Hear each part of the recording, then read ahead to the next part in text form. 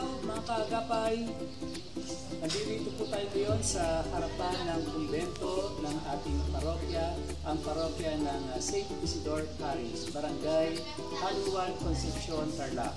So meron naman pong misyon ng ating parokya at ang ating YouTube channel, OMG, Oh My Good News, si Among J. So nakikita po ninyo, meron kaming mga dalang goods dito. Ibibigay po natin ang mga ito sa St. Joseph Home for Special Children. At maliban dyan, meron po tayong birthday celebrant na magpapafood feeding ngayon sa mga special children. Siya po ay walang iba kundi si Frances Samia. Palakpak! Happy birthday, Frances Samia!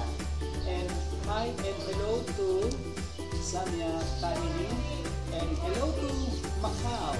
Mabuhay Macau. So, ito pong mga goods na ito ay donations po ng mga generous people dito sa ating parokya at sa mga FB friends ko. So gusto ko na pong banggitin yung mga sumusunod na nagbigay po ng donations nila. Hello to SB Evelyn Rivera. Thank you to Ninang Bel Valencia. Hello Ninang. Thank you sa mga legionaries ng Santa Cruz, Tarlac City. Thank you to Mater Sabun Guevara and happy birthday. Thank you to Ima Gonyang and Sister Maria Teresa Cañate. Thank you sa Barangay Pando. Thank you to Madam Brigida Martinez. Thank you to Ate Corazon Bondo. Engineer Marcelo Mejia, Kuya Ed, and Sister Mary de la Fuente. So mga kasaw, mga kaagapay, samahan po ninyo kami sa aming biyahe papuntang Barangay San Jose, Tarlac City. Okay, so ilang saglit lamang po, didispatcha po ang mga goods na ito para makalis na po kami. So watch out mga kasaw. Good day mga kasaw, mga kaagapay. Napansin po ninyo, naka-casual po ako ngayon, pero kakaiba po yung casual na damit na suot ko ngayon. Meron po siyang design. Ito po yung design ng aming channel, OMG, Oh My Good News, si Among J. Gusto kong pasalamatan yung mga nag-sponsor sa mga t-shirts na ito. By the way, tatawagin ko po yung ibang mga kasama ko papuntang St. Joseph Home. Asan si na Ate Lu and Company? Palakpak! Si Ate Lu po, siya yung ating kasalukuyang PPC President ng parokya ng San Isidro. Thank you very much po sa pag-print ni Kuya Amor. Ito po siya, yung naka-black na t-shirt. Palakpak! Napakaganda po ng design. Saka yung pagkakaprint, thank you very much kay Kuya Amor. Halika dito, Kuya Matt. Ayan pa. Meron po kaming dalawang klase ng t-shirt, kulay white at saka kulay green.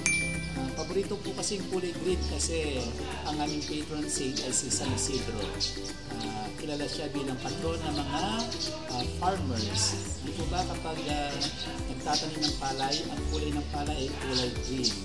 Kaya ito po yung kulay ng San Isidro. So sa nagbili po pala ng t-shirt kay Ate Fina Escalona. Hello! Thank you very much, Ate Fina.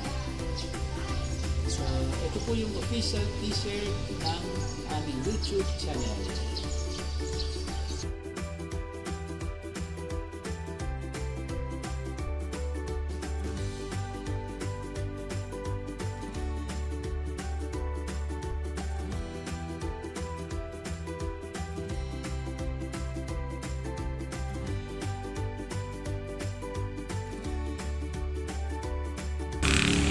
Mga kasaw, mga kaagapay, Bago po kami aalis, papuntang St. Joseph Home for Special Children, gusto ko po munang pakilala sa inyo yung mga kasama ko, mga staff ng ating OMG. Sila po yung palagi natin kasama kapag nagpupunta tayo sa ating mga mission. Ang una pong tatawaging grupo ay ang Barangay Harulong. Sila po ay galing sa pamilya Yumul and Gutierrez. Hey, kaway-kaway kayo pag may time. Sila po yung isa sa mga makakasama nating pamilya. So, yung ikalawang grupo galing po sa Barangay Bantog. Sila po ay sina Ate Corazon and Ate Norma. Sila po yung mga beauty queen ng Barangay Bantog. Yan. Very active at saka very generous na parishioners sa barangay. At ang susunod ko pong tatawagin sa lukuyang PPC President. Walang iba kundi si Ate Lu Wahe at ang kanyang grupo. Malakpak!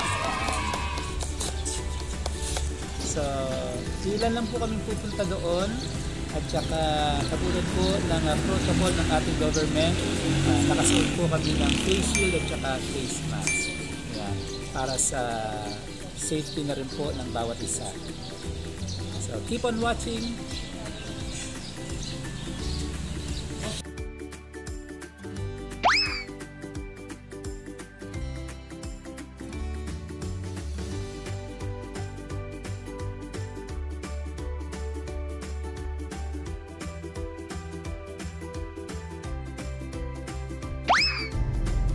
Good day mga kasaw, mga kagapay. Nag-uusap po yung mga kasama ko dito. Sabi nila kung pwede daw magkaroon kami ng segment na kwento. Yung kwento parang nagkukwentuhan lang po kami. Tapos merong Q&A. Ayan. So mag-ask sila ng question at sasagutin ko yung kanilang question. Tignan po natin kung ano yung mga question sila. Kasi feeling ko mukhang mapapalaban tayo at saka mukhang pamalakasan yung kanilang questions. On the way po tayo ngayon kaya para hindi po tayo masyadong maboard.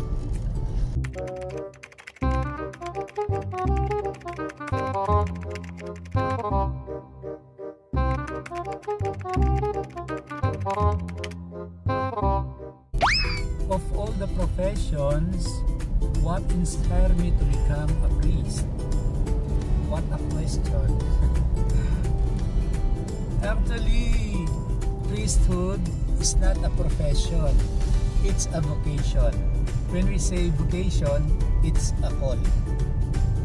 So, priesthood is a gift from God.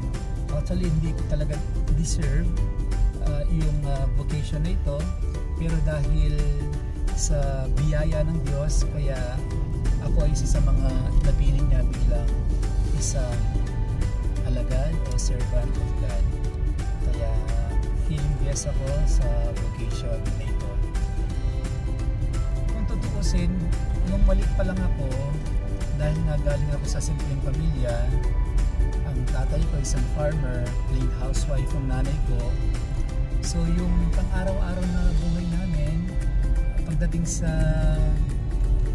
pagkain, sa pag-aaral, talagang halos sumasakto lang kami. So maliit pa lang ako, natanim na sa isip ko na balang araw sana umangat din kami. Balang araw sana umunlad yung buhay namin. At kapag nangyari yon, sabi ko rin sa sarili ko, nakakatulong din ako sa mga higit na nangangailangan.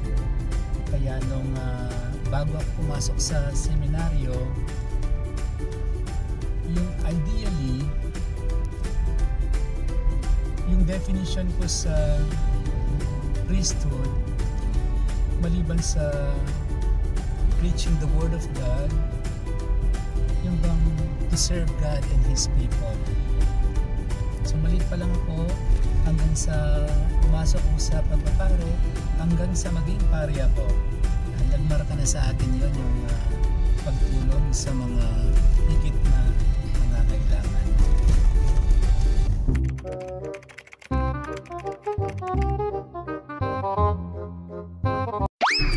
Mga struggles ko as a priest. Actually, mga pare, hindi naman superman ang mga yan eh. Yung mga pare, tao din na katulad nyo.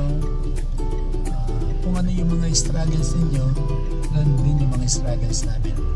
Pero ako as a priest ngayon, very light lang naman yung mga struggles ko. At manageable lahat. Ano man yung mga struggles na pinagdadaanan ko. Kasi kapag may mga struggles, hindi ko nakakalimutan magdasal. Kasi pinaka-importante dyan yung dasal. Lahat ng mga struggles, marirecover mo, malalampasan mo kapag marunong ka magdasal. Tsaka syempre yung faith mo dun sa taas. So keep on praying mga kasaw, mga kaagapay. Ano man yung mga struggles, mga trials sa buhay natin, malalampasan yan. Basta merong prayer at merong faith dun sa taas. Amen.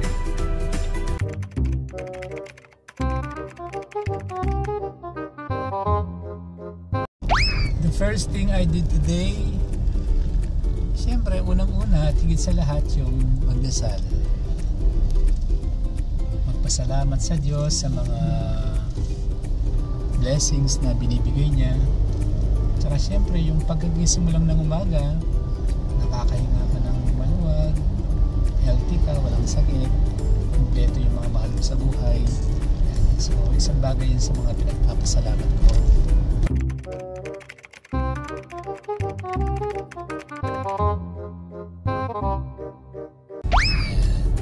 Napakagandang question. Pansin po ninyo, paulit-ulit kami mabalik-balik sa St. Joseph Home for Special Children. Kasi alam ko itong charity na ito, higit silang nangangailangan.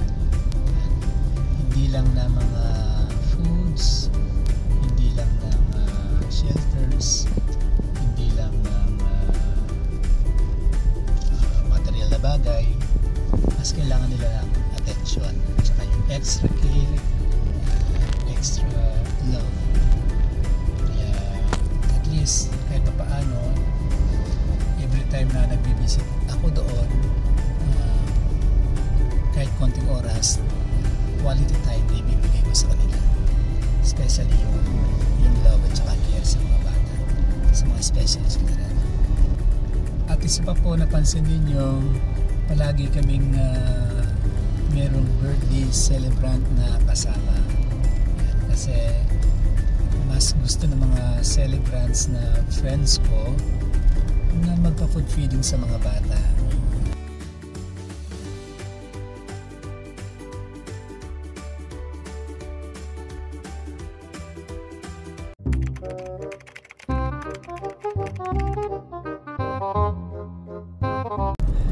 Siguro kung mayroong isang word na di-describe ko ngayon ng sarili ko, ito yung blessed. Sobrang blessed ko. Kaya in return, gusto ko magpasalamat sa Diyos. Bilang pasalamat sa Kanya, ibibigay ko yun, ibabalik ko yun sa pamagitan din ng pagbibigay, pag-share ng whatever blessings I have. Kaya I want to share whatever blessings that I have sa mga higit na nangangailangan. Sabi nga, continue to be a blessing to others. So yun ang gusto ko mangyari. Kapag marami kang blessings, dapat huwag mong kinikip sa sarili mo. Dapat huwag mong sinasarili. Dapat i-share mo din sa iba bilang pasalamat sa Diyos.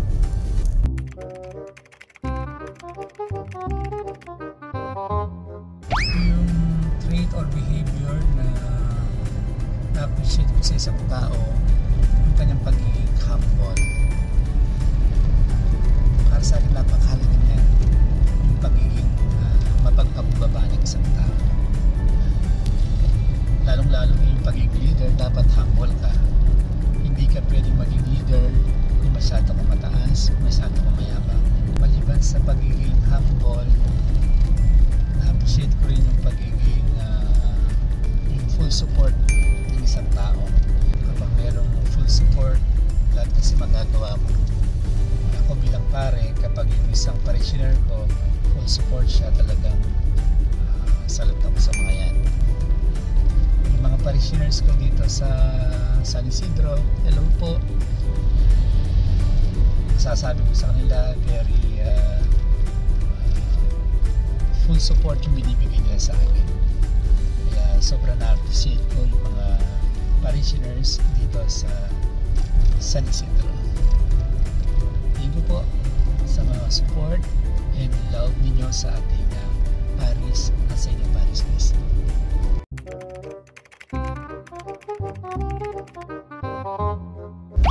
Actually, bago ako mag-start ng YouTube at pag-vlog, talagang personally tumutulong na kami pamilya namin sa mga higit na nangangailangan, especially during Christmas. Yan. Meron talagang nilalaan namin yung maghapon namin Pasko sa mga higit na nangangailangan. So, yung gabi, doon namin celebrate yung aming Pasko. At nag-start ako ng pag-vlog para lalong makatulong sa mga charities. Kaya tatlo yung charities na tinutulungan ngayon ng parokya ng San Isidro at ng channel na ito, OMG, Oh My Good News si Amo J. Ang Caritas Tarlac, ang scope nito yung mga pandemic victims, calamity victims, mga indigenous, especially mga ITAS, tapos yung mga scholars, saka iba pang higit na nangangailangan. Tapos yung Lingat Baste, ito yung Home for Frontliners. Tapos yung St. Joseph Home for Special Children.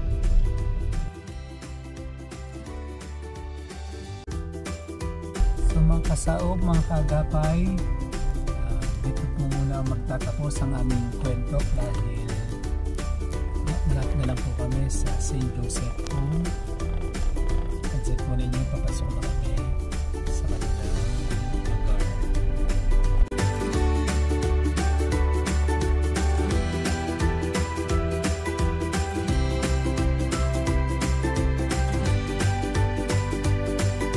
Po kami sa St. Joseph Home. So, abangan niyo po kami ng kasahot mga kagapay.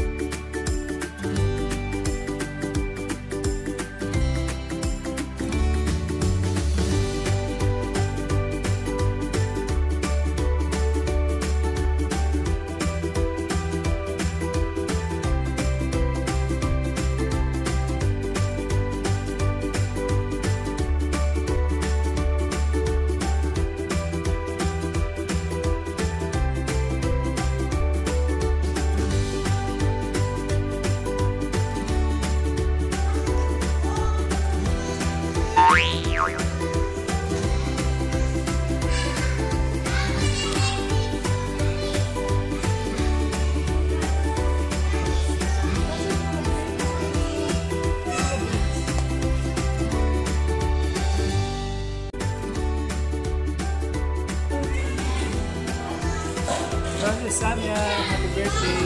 Thank you sa Jollibee mo, sa mga bata. Thank you sa fulfilling mo sa mga bata.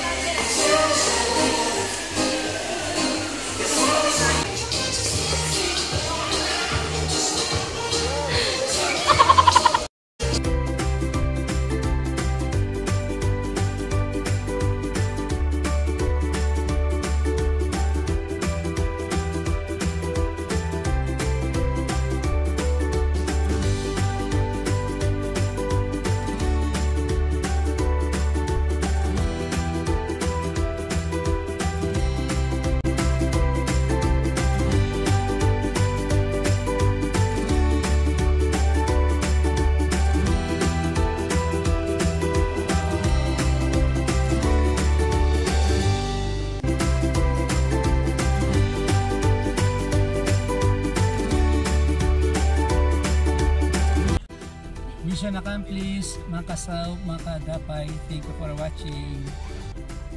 Balik na kami sa parokya ng San Isidro.